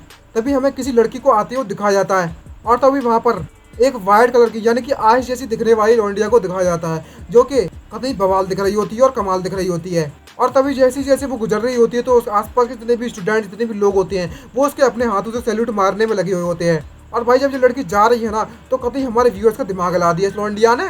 और हमें पता चलता है ये और कोई नहीं बल्कि वो सेंटेस है। जब युनवांग उसको देखती है तो वो उसको देखकर उसकी आंखें फटी जाती है, शौक होती है और क्या लगती है, सिस्टर। तो हमें पता चलता है कि ये सेंटेस और कोई नहीं है बल्कि वो इसकी सिस्टर है। और तभी हमें सेंटेस के बारे में बताया जाता है कि इस लड़की का नाम युएवांग है, जो कि युनवांग की सिस्टर है, जो कि एक इनिशिएट अवेकनर है, जो कि बहुत ज़्यादा टैलेंटेड है और बहुत ही ज़्यादा इंटेलिजेंट। इसके जो कल्टीवेशन लेवल है वो काफ़ी ज़्यादा रफ्तार से बढ़ रहे थे, जिसके कारण आसपास के जितने भी स्टूडेंट थे, बाकी जितने भी पूरे के पूरे हॉली ग्राउंड के लोग थे, इसको देखकर कतई भौचक्के रह गए थे। और बाकी सभी स्टूडेंट को इस अकेली लड़की ने सरप्राइज कर दिया था और इनको कई ज़्यादा पावरफुल बन चुकी है उनसे ज़्यादा। और अंत में आकर उसने एक ऐसे टेस्ट को पास कर लिया जिसके कारण इसे सेंथिस की उपाधि मिल गई। और इसकी जो एक्सिस्टेंस है वो युनहुआंग को कतई जेलिस करती है। तब जो युनहुआंग है वो युआंग से पूछने लगती है, सिस्टर तुम यहाँ पर क्या कर रही हो। तभी जो युआंग होती है वो उससे कह लगती है, तुम्हें पता भी है कि तुम किसी बड़ी मुसीबत में पड़ चुकी हो। आधे महीने पहले तुमने एक मिडिल एज मैन को मार दिया था। तभी युनहुआंग उससे कहने लगती है, तो क्या हुआ अगर मैंने उस बुड्ढे को वहाँ पर मार दिया तो वह मैं ही थी जिसने उसके ड्रांतन को तबाह कर दिया था और एक ही पंच में इसको मार दिया था। तो क्या हुआ, हमें मिले हुए इतना समय हो चुका है, लेकिन तुम मुझसे आकर क्या पूछ रही हो ये चीज, वो भी उस बुड्ढे के बारे में। तभी जो युएवांग होती है वो युनहुआंग पर गुस्सा करने पड़ती है, चिल्लाते उससे कह लगती है, तुम्हें पता भी है कि तुमने किसको मारा है। वह बंदा हमारे हॉली ग्राउंड के ग्रेट वन का डिसिपल था और वह बंदा हमारे टाओस्ट प्रीस्ट बाइक हुए का बिलीव्ड सबसे ज्यादा पसंदीदा डिसिपल था। बाकी चीजों को तो मैं तुम्हारी छोड़ देती कोई भी गलती करती, लेकिन जो काम तुमने अभी किया हुआ है, अगर तुमने मुझे कोई भी अच्छा ढंग का रीजन नहीं दिया कि अगर तुमने उसको क्यों मारा, तो उसका बदला लेते हुए मुझे तुम्हारी जान लेनी पड़ेगी। भाई ये कैसी सिस्टर है जो अपनी जी सिस्टर को मारने के लिए तुली हुई है। पावर आने पर क्या इंसान इतने ज्यादा भड़क जाता है, इतना दिमाग खराब हो जाता है, उसका दिमाग घुटनों पे पहुंच गया इसका। तभी हमें बताया जाता है कि जो टाओस्ट प्रीस्ट बाइक हुए कोई और नहीं है बल्कि वह हॉली ग्राउंड की एक एल्डर है। इनकी जो कल्टीवेशन पावर है वो वाकई में बहुत ज़्यादा पावरफुल है और हॉली ग्राउंड के मास्टर में काफ़ी ज़्यादा पावरफुल है। तभी इसकी सिस्टर युनहुआंग से कह लगती है, खैर तुम इस बारे में भूल जाओ, तुम्हें इसके बारे में ज़्यादा सोचने की जरूरत नहीं है, लेकिन हमारे जो टाओस्ट प्रीस्ट बाइक हुई है अगर उन्होंने ज़बरदस्ती की तो मुझे इस मैटर को खुद पर्सनली हैंडल करना होगा। भाई जितने ज़्यादा बड़े गुब्बारे उतनी अकल इसे घुटनों में है। और जब ये इस तरह की आवाज़ सुनती है युनहुआंग तो वो कतई डर जाती है और कहने लगती है, हमारी सिस्टर की टोन को देखो तो जरा इसकी आवाज़ को, क्या ये मुझे इस तरह की धमकाने में लगी हुई है। और इसको देखकर उसे काफ़ी तो गुस्सा आने में लगा हुआ है और वो अपनी मुट्ठी मार रही होती है और अपने गुस्से को दबा रही है। तभी युएवांग उससे कह लगती है युनहुआंग से, तुम्हारे लिए बेटर होगा कि तुम कहीं सी जगह पर जाकर छुप जाओ। ये बात सुनने के बाद युनहुआंग कतई गुस्सा हो जाती है और वो अपनी पावर को रिलीज करती है और उससे कह लगती है, तुम्हें इस मैटर को हैंडल करने की जरूरत नहीं है, वह बस एक हॉली लैंड का एल्डर है, उससे ज्यादा कुछ नहीं। और जैसे ही वे अपनी पावर को रिलीज करती है तो वो शॉक हो जाती है और उससे क्या लगती है, हैंडल, तुम्हें क्या लगता है कि तुम किस तरीके से इस मैटर को हैंडल करोगी। और युनहुआंग से कह लगती है कि तुम्हारी बड़ी बहन होने के कारण आते मैं तुम्हारी यहाँ पर मदद करने की कोशिश कर रही हूँ, लेकिन तुम्हें देखो तो जरा, तुम तो मेरी बिल्कुल भी इस मदद को एप्रिशिएट नहीं करने में लगी हुई हो। क्या तुम्हें यह बात पता हुआ है कि इस पूरी की पूरी दुनिया में कोई भी तुम पर इतना ज्यादा काइंड तरीके से बात नहीं करेगा और तुम पर इतनी दया नहीं दिखाएगा जितनी मैं दिखाती हूँ। ये बात सुनने के बाद युनहुआंग की कतई सटक जाती है और वो अपनी फायर एबिलिटीज का इस्तेमाल करती है और उससे कह लगती है, तुम पूछ रही हो कि मैं इस मैटर को किस तरीके से हैंडल करूंगी, क्यों, सीधी सी बात है ना, मैं अपनी इमोर्टल फिनिक्स सागी का इस्तेमाल करूंगी। तभी वे अपनी फायर एबिलिटीज को रिलीज कर देती है, जिससे कारण उसके चारों तरफ आग ही आग जल जाती है और उसकी जो फिनिक्स पावर होती है वो आसमान में उड़ना चालू हो जाती है और वहाँ पर एक जोरदार धमाका होता है, जिसको देखने के बाद सभी की सभी आंखें फटी रह जाती है उस लौंडिया की। और जो यूए यांग होती है, खासकर उसकी जो आंखें फटी रहती है ना, वो देखने लायक होती है। और इतनी सरप्राइज, दिल को चैन आ गया। मेरे को क्या आया मुझे भी नहीं पता, पर हमारे को आ गया भाया। और वो मन में सोचते क्या लगती है, ये तो इमोर्टल फिनिक्स साकियो है। और हमें पता चलता है कि जो जुनहुआंग है उसके गुब्बारे पहले के मुकाबले में काफी ज्यादा बड़ा हो चुके हैं भाया। जब देखो तो जरा साइज देखकर हमें पता चल जाता है कि इसकी पावर कितनी ज्यादा बढ़ चुकी है और वाकई में ये पावरफुल हो चुकी है। और ये चीज देखने के बाद तो हमारे व्यूअर्स का दिमाग हिल जाता है। और अगर अभी भी आपने हमारे चैनल को सब्सक्राइब नहीं किया, वीडियो को लाइक नहीं किया है, तो भाई कुछ नहीं कर सकते हम इसमें। और वहाँ पर हमें एक फिनिश को दिखाया जाता है जब भी अपनी पावर को रिलीज करती है उस वक्त। और इसकी इतनी ज़्यादा पावर देखते हुए जो यूए यांग होती है वो मन में सोचते क्या लगती है, क्या ये ऐसा पॉसिबल हो सकता है कि इसने सच में अपनी इमोर्टल फिनिक्स सागी को जगा लिया है। और जब यूए यांग अपनी सिस्टर को इस तरीके से पावर रिलीज करते हुए देखती है, उसे पता चलता है कि इसने अपनी इमोर्टल फिनिक्स सागी को जगा लिया है, तो वह उसके सर की तरफ देखती है और हमें दिखाया जाता है कि उसमें से काफी ज़्यादा मात्रा में एनर्जी निकलने में लगी हुई है। और उसकी तरफ देखते हुए क्या लगती है, आखिरकार इसके सर के ऊपर ये क्या चीज़ है, क्या ऐसा हो सकता है कि इसने अपने सच में अपनी इमोर्टल फिनिक्स सागी को जगा लिया है। और सबसे ज्यादा शौक तो इसकी बहन को लगता है। और कैमर में सोचते क्या लगती है, अगर ये कैसे पॉसिबल हो सकता है कि जो हमारे हॉली मास्टर उन्होंने नहीं कहा था कि इसको अपनी पावर को जगाना इसके लिए इम्पॉसिबल था। जो इसकी इमोर्टल फिनिक्स साकियो और मेरे जो आइस प्रिजन फिनिक्स साकियो है वो सेम लेवल की पावर है। इसका मतलब ये हुआ कि टैलेंट के मुकाबले में मेरी जो सीनियर, जो मेरी सिस्टर है, मेरी जो छोटी बहन है, वो बिल्कुल भी मुझसे पीछे नहीं है। आखिरकार इसके साथ कुछ दिनों में क्या हुआ है, जब मैं सेकुलेट में कल्टीवेशन करने के लिए गई थी, और आखिरकार इसने अपनी फिनिक्स साकियो को कैसे जगाया, आखिरकार ये सब तुमने कैसे किया। तभी जो यूनिवांग होती है वो मन में सोचते उसे बता रही होती है कि तुम्हें क्या पता कि ये सब मैंने कैसे किया है। ये सब मैंने अपने सीनियर मास्टर की मदद से किया है, जिन्होंने मेरी इस इमोर्टल फिनिक्स सागी को जगाने में मेरी बहुत ज्यादा मदद की थी। और भाई साहब ये डॉल देखने के बाद तो कतई हिला डाला ना। और जिस तरीके से वो इसकी पावर जगने में लगी हुई होती है, तो उसकी एनर्जी इतनी दूर दूर तक चली जाती है कि वहाँ पर कई सारे लोगों की भीड़ लग जाती है। तभी अचानक से कोई आता है जिसको इसकी एनर्जी इतनी ज़्यादा होती है कि यूनिवांग भी उसे पहचान लेती है और कहने लगती है एक और बंदा जहाँ पर आने में लगा हुआ है इस वक्त। और वहाँ पर हमें उड़ते हुए बादलों में कई सारे लोगों को आते हुए दिखाया जाता है, जो कि उस जगह को चारों तरफ से देख लेते हैं। तभी वहाँ पर एक आदमी आता है और हमें बताया जाता है कि ये यूएस के हॉली ग्राउंड के हॉली मास्टर हैं, जिनका नाम यू शेंजी है। और यहाँ पर यू शेंजी आ जाता है और सभी के दोनों के दोनों अपने घुटनों के ऊपर बैठ जाते हैं और उससे कह लगते हैं, हम हॉली मास्टर को ग्रीट करते हैं। तभी जो यू शेंजी होता है वो देखकर यूनिवांग को देखकर उससे कह लगता है, जैसा कि मैंने उम्मीद किया था इमोर्टल फिनिक्स साकियो से। और मन में सोचते कह लगता है, अब जबकि इसका इमोर्टल फिनिक्स साकियो जाग चुका है और साथ में इसकी बड़ी बहन का आइस प्रेजेंट फिनिक्स साकियो भी जाग चुका है, अब ये जो फायर एंड आइस एक साथ मिलकर जब इस्तेमाल होगी तो ये दोनों साकियो एक सुप्रीम ट्रेजर से कम नहीं है और ये दोनों एक सुप्रीम साकियो बन जाते हैं। उस समय पर मैं कम्प्लीटली हेल्पलेस था और बिल्कुल भी मदद नहीं कर पा रहा था इसकी अवेकने को लेकर, लेकिन मैंने इसकी बिल्कुल भी उम्मीद नहीं की थी कि इसने कम्प्लीटली इस तरीके से फ्यूचर में अपनी इमोर्टल फिनिक्स सागी को जगा लेगी। इसका मतलब ये होगा कि हमारे पूरे के पूरे युवा हॉली ग्राउंड के लिए ये चीज़ वाकई में सिंपली देखा जाए तो बहुत ज़्यादा ग्रेट है। और तभी जो यू शेंजी होता है वो क्या लगता है कि मैं भगवान की इच्छाओं को यहाँ पर बताने वाला हूँ कि तो हमारी इनर डिसिपल है मू यूनिवांग, उसके पास एक एक्स्ट्रा ऑर्डिनरी टैलेंट है। तो 3 दिन के बाद मैं ये अनाउंस करता हूँ कि 3 दिन के बाद जो मू यूनिवांग है उसे ट्रू डिसिपल्स के तौर पर प्रमोट कर दिया जाएगा। और उसकी जो सिस्टर होती है वो ये देखकर सरप्राइज होती है और कह लगती है, मन में सोचती है क्या मेरी सिस्टर सच में ट्रू डिसिपल के तौर पर प्रमोट होने वाली है। तभी उनमें से कुछ लोग कह लगते हैं, मैंने सुना था कि ट्रू डिसिपल बनने का रास्ता सिर्फ एक ही है कि गोल्डन कोर रियलमी पर पहुंच जाओ, सिर्फ तभी तुम पहुंच सकते हो ट्रू डिसिपल रियलमी पर। और तभी जो जिंदियार रियलमी है उसे गोल्डन कोर रियलमी कहा जाएगा आपसे।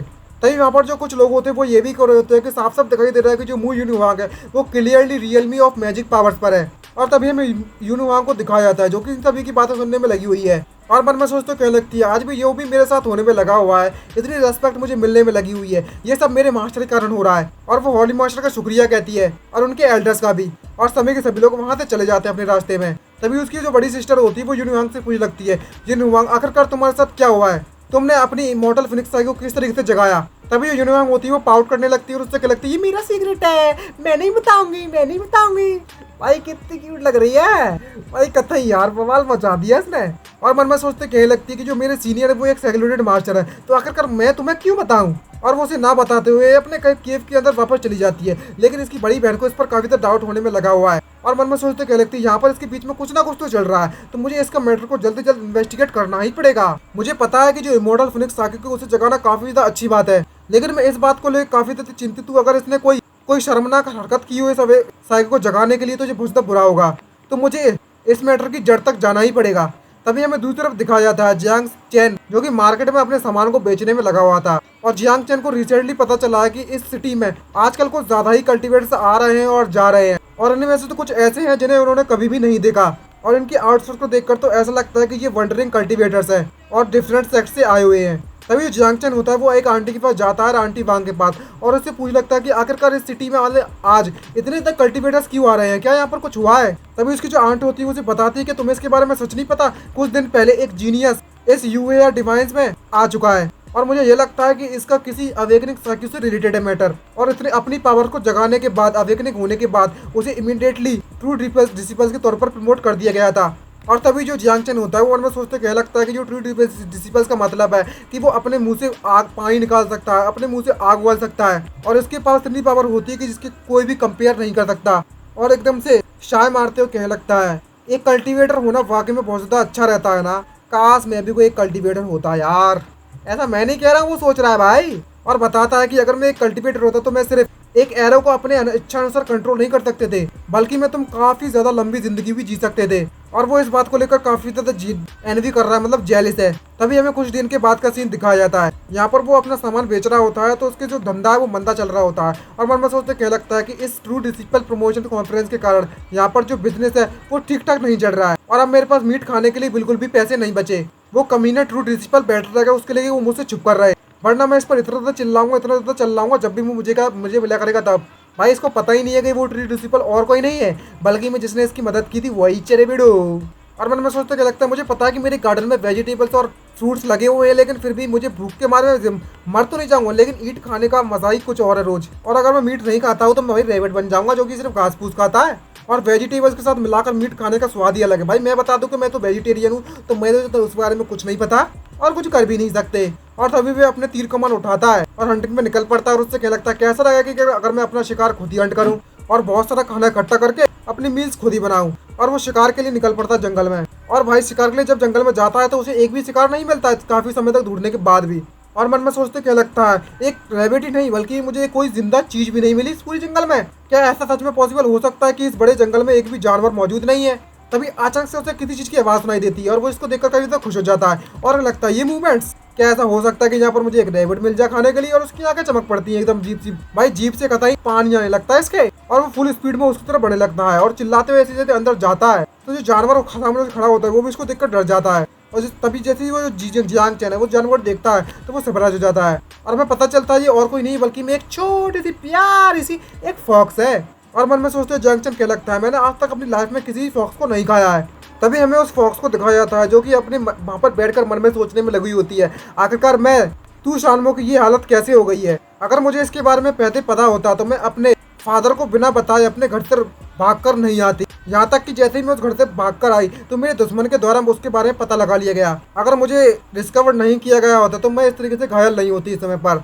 यहाँ तक कि अभी जो मेरा ह्यूमन फॉर्म है उसे मेंटेन करना भी मेरे लिए काफ़ी ज़्यादा डिफिकल्ट है। और तभी हमें इस फॉक्स के बारे में बताया जाता है जो कि तूशान फॉक्स एम्परर की इकलौती डॉटर है, और हमें बताया जाता है कि ये तूशान क्लैन की एम्परर की इकलौती डॉटर होने के बाद उस तूशान क्लैन की हॉली लैंड में ही बचपन से रहती हुई आ रही है, और इसका जो ब्लड है वो एक प्योर ब्लड है, जिसके कारण ये एक 6 टेल के साथ पैदा हुई थी, और क्लैन के सभी एल्डर्स के द्वारा इसको फेवर किया जाता है। और इसकी डॉटर इसके एम्परर के लिए इतनी ज्यादा प्रीसियस है ना, फॉक्स एम्परर के लिए, जिसका कोई ठिकाना नहीं रहा, जिसकी आइडेंटिटी के बारे में तुम कुछ कह नहीं सकते। तभी हमें उस फॉक्स के ह्यूमन फॉर्म को दिखाया जाता है, पूरी तरीके से तो नहीं दिखाया जाता, लेकिन इसके जो 6 टेल्स हैं वो दिखाया जाता है, ह्यूमन फॉर्म को दिखाया जाता है। भाई पर्दे के पीछे क्या है, पर्दे के पीछे हमको भी दिखा दो जरा, हमको भी देखना है, हमारे व्यूअर्स को भी देखना है वीडियो।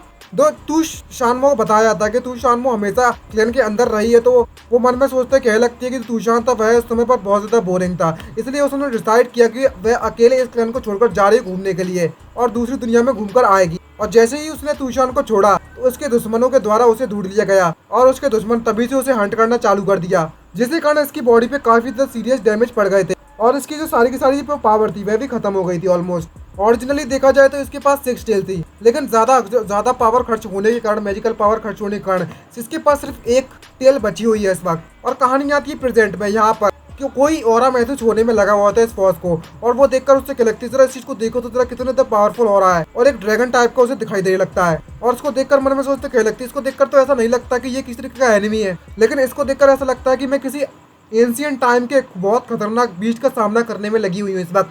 क्या ऐसा हो सकता है? ये इतना सोचने में लगी हुई होती है, तभी उस समय पर कहानी आती है यहाँ पर जो जियांग चेन होता है वो अपने शिकार पर कूद पड़ता है। और उसको देखकर क्या लगता है, एक फॉक्स, मैंने एक फॉक्स अपनी लाइफ में कभी भी नहीं खाई है। ये सुनने के बाद जो तू शान मो है वो एकदम से सरप्राइज हो जाती है और घबराने लगती है और पसीना होने लगती है। और ये बात सुनने के बाद वो रोना चालू कर देती है, क्या फॉक्स मीट मैंने कभी नहीं खाई, क्या तुम मुझे खाना चाहते हो, इतनी सुंदर सी क्यूट सी फॉक्स को। और ये बात सुनने के बाद वो वहीं बेहोश हो जाती है। और जब ये चीज जियांग चेन देखता है तो वो भी घबरा जाता है और उसको देखकर क्या लगता है कि ये जो फॉक्स पड़ी हुई मेरे सामने वो वाकई में एक बीमार फॉक्स है क्या? क्या मैं इसे अभी भी खा सकता हूँ इतना ज़्यादा बीमार होने के कारण भी? लेकिन इसे देखा तो जरा कितनी ज़्यादा पतली है, अगर मैं इसका कुछ बना भी दूँ और इसकी खाल उधेड़ भी दूँ तो इसमें इतनी ज़्यादा भीड़ नहीं निकलेगी कि मैं इसे कुछ खा भी पाऊँ। और जरा इसे देखो तो जरा अब ये बेहोश भी हो गई है, क्या मुझे इसे जाने देना चाहिए? खैर भूल जाओ, जरा इस फॉक्स को देखो तो जरा इसकी कितनी ज्यादा मुलायम और कितने ज्यादा सॉफ्ट फर है इसके, आई मीन बाल है इसके, और देखो जरा कितनी ज्यादा क्लीन है। तो इससे मुझे ये पता चलता है कि ये जो फॉक्स है वो एक रेयर स्पीसीज है। अगर मैंने इस फॉक्स को ऐसे ही जाने दिया तो ये वाकई में बहुत शर्मनाक बात होगी मेरे लिए। चलो देखते हैं क्या मैं इस फॉक्स को पाल सकता हूँ और इसे पाल कर मोटा कर सकता हूँ क्या, और फ्यूचर में शायद ये बहुत ज़्यादा डिलीशियस भी हो जाए। और तभी भी जैसे ही उसमें आती है फॉक्स तो वो अपने आप को एक अनजान जगह पर पाती है और कहने लगती है आखिरकार ये कौन सी जगह है, क्या मुझे इस मॉन्स्टर के द्वारा खा लिया जाएगा? और चारों तरफ देखना चालू कर देती है और आसपास जब देखती है और कहने लगती है मेरे आसपास तो कुछ भी नहीं है यहाँ पर, तो इसका मतलब ये होगा कि मैं जगह को छोड़कर भाग सकती हूँ।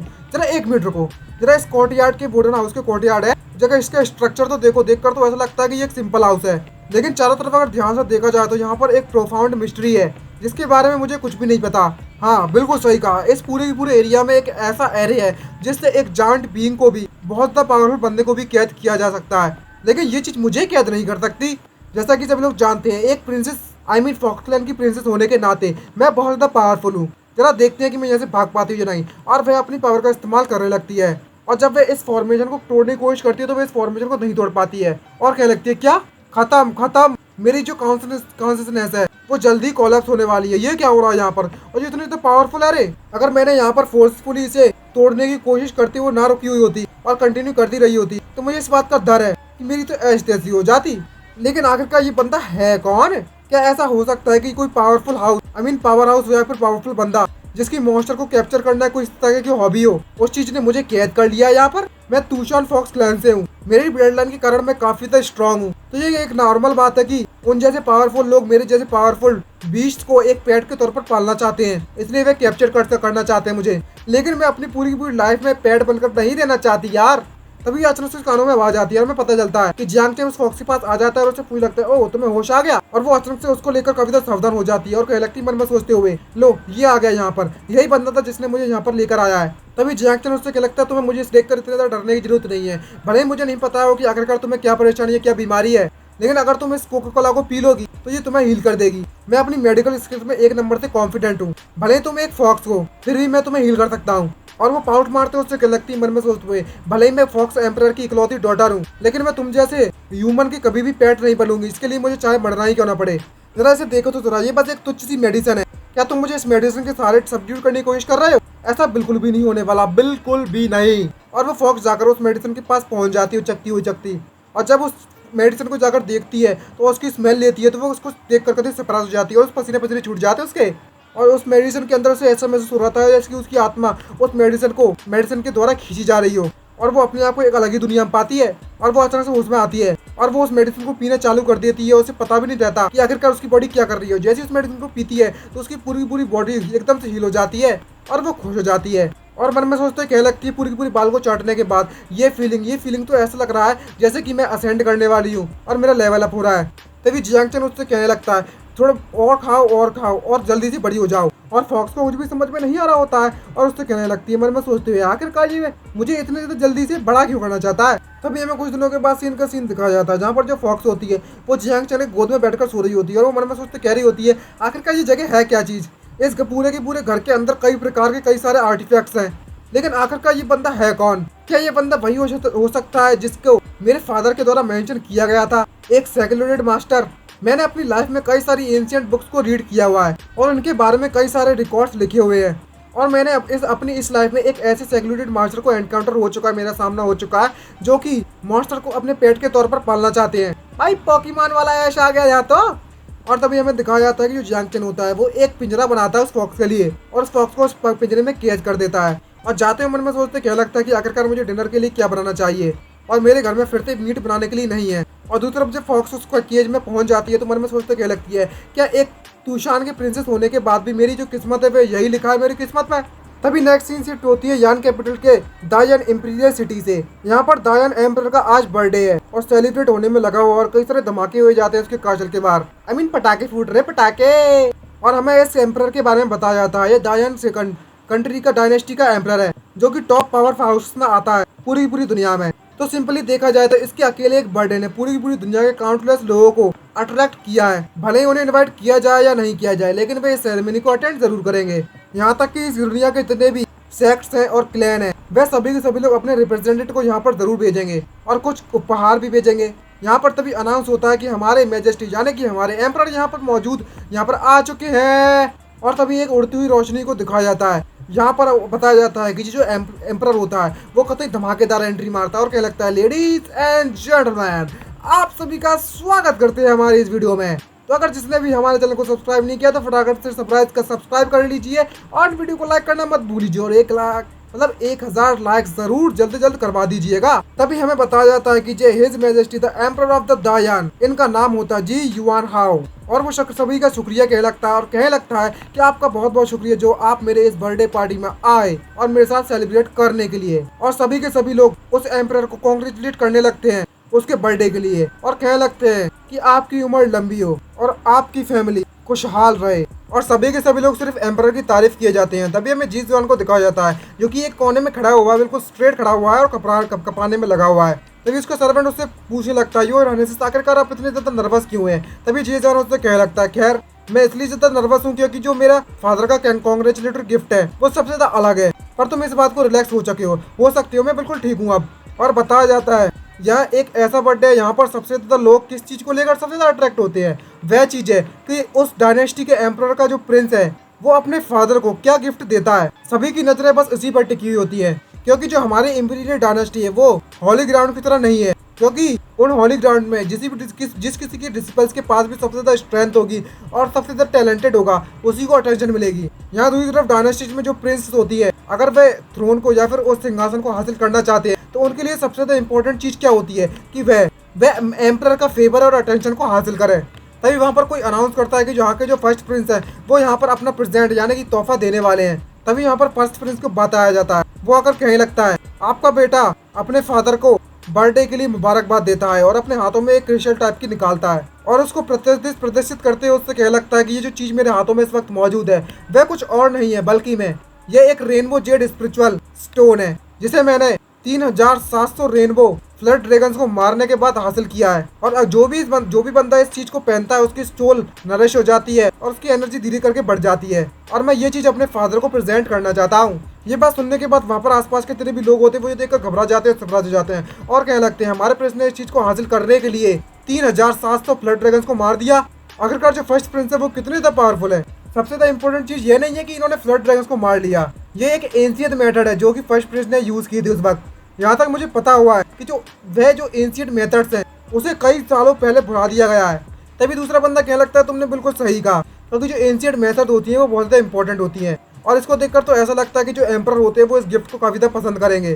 तभी वह जो एम्परर होता है वो उसकी तारीफ करता है और उससे क्या लगता है तुम्हारा जो गिफ्ट वो इतना बुरा नहीं था, मैं इस गिफ्ट को एक्सेप्ट करता हूँ। और वहाँ पर जितने भी लोग होते हैं वो क्या लगता है जैसा कि हमने फर्स्ट प्रिंस से उम्मीद की थी। दूसरी तरफ जो एम्परर होता है वो मन में सोचते क्या लगता है ये जो तुम्हारा प्रेजेंट है वो सिर्फ मेरी सोल को नरिश कर सकता है, इसमें कुछ भी इतनी तक खास बात नहीं है। तभी कोई अनाउंस करता है यहाँ के जो सेकंड प्रिंस है वे अपना प्रेजेंट यानी कि तोहफा देने वाले हैं। तभी जो सेकंड प्रिंस होता है वो बताता है कि ये जो मेरा एंशिएंट मिरर है जो कि हेवन और अर्थ की एनर्जी से बना हुआ है, जो कि ड्रैगन विन का पता लगा सकता है सर्टेन रेंज में। तभी कुछ लोग तारीफ करते हुए कह लगते हैं ये सभी के सभी प्रिंस है वाकई में दाया यूनिवर्सिटी के डायनेस्टी के प्रिंस कहलाने लायक है। जरा देखो तो जरा कितनी ज्यादा रेयर ट्रेजर को लेकर आए हैं ये लोग, कितना ज्यादा रेयर खजाना है।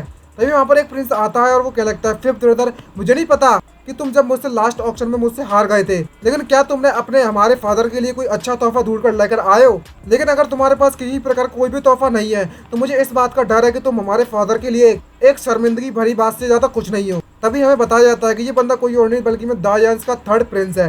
क्या चौमू बंदा आ गया भाई, यहाँ पर एक विलन तो आता ही है। और तभी हमें बताया जाता है कि जो थर्ड प्रिंस है वह क्वींस जो इस डायनेस्टी क्वीन है उसके द्वारा पैदा किया गया है। तो इसका मतलब ये हुआ इसका जो नोबल स्टेटस है वो स्पेशल नहीं है, बल्कि मैं बचपन से ये काफी ज्यादा टैलेंटेड बंदा है। यहाँ तक कि यह जो यान के एम्परर है उनके द्वारा काफी ज्यादा फेवर्ड किया जाता है। यहाँ तक कि इसकी जो बर्थ मदर है वह भी दायान की जो एम्परर की जो क्वीन है, क्वीन जो कि हमेशा फिफ्थ प्रिंस के और जी जुआन यानी कि फिफ्थ प्रिंस से पंगे लेता रहता है ये बंदा। तो सीधे शब्दों में कहा जाता है कि ये सब एक दूसरे के खिलाफ नहीं है, बल्कि में इन दोनों के बीच में हमेशा कंटेस्टेंट चलता रहता है। ये कंपटीशन चलता रहता है कि कौन जीतेगा और कौन हारेगा। लेकिन हम बचपन से लेकर आज तक वह सिर्फ जी जुआन ही था जो कि हमेशा से हारा करता था।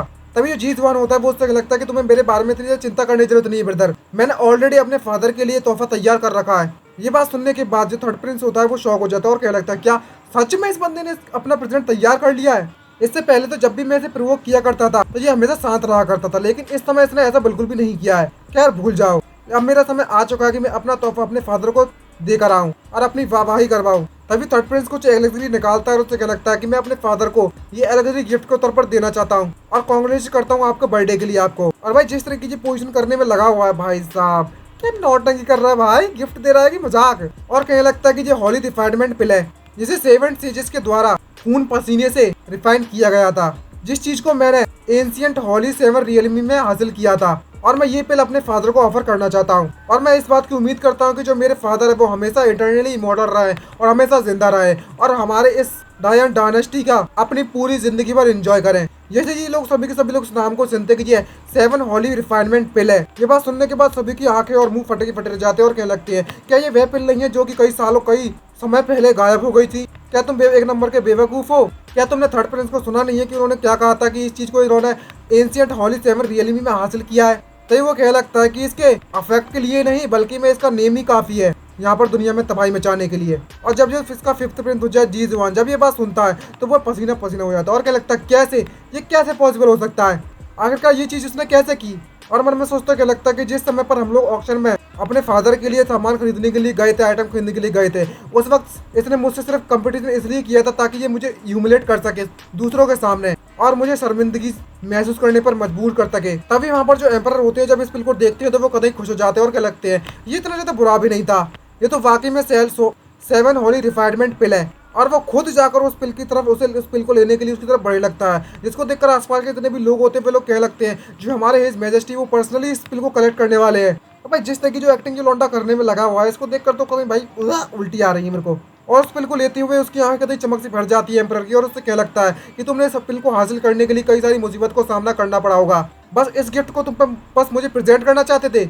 आखिरकार मुझे इस जैसे तोहफे को पाकर कैसे बुरा महसूस हो सकता है। इसको पाने के बाद तो मेरा दिल कतई गर्व से बड़ा हो गया है, छाती चौड़ी हो गई है, छाती चौड़ी। और जब ये इतनी तारीफ सुन रहा होता है थर्ड प्रिंस तो उसकी भी छाती चौड़ी हो रही होती है। भाई साहब तारीफ का भूखा है लौंडा, तारीफ का भूखा। तभी वे कहने लगता है जब तक मेरे फादर मुझसे हैप्पी है, खुश है, तब तक ये हार्डशिप और इतनी तब मेहनत मुझे घंटा फर्क नहीं पड़ता इससे।